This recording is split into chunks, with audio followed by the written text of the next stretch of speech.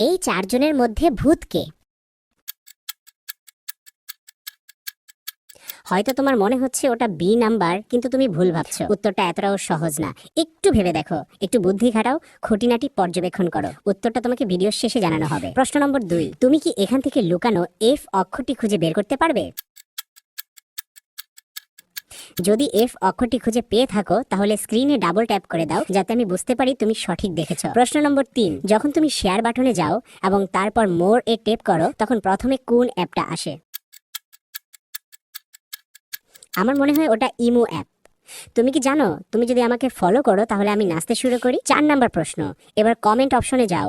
কমেন্টে তুমি তোমার একটা পছন্দের ইমোজি বেছে নাও। আমার মনে হয় তুমি এই ইমোজিটা বেছে নিয়েছো। 5 নাম্বার এবং শেষ প্রশ্ন, এটা একটু কঠিন হতে পারে। যাদের চোখ 99%ই ঠিক আছে, শুধু তারাই উত্তর দিতে পারবে। বলো তো, এখানে কোন প্রাণীকে দেখা যাচ্ছে? যদি তুমি দেখে থাকো তাহলে কমেন্ট করে জানাও। প্রথম প্রশ্নের উত্তর হবে, এই চারজনের মধ্যে প্রথম ব্যক্তি মোটা লোকটি ভূত হতে পারে। তার একটা বড় কারণ আপনি বলতে পারবেন, পারলে কমেন্ট করুন।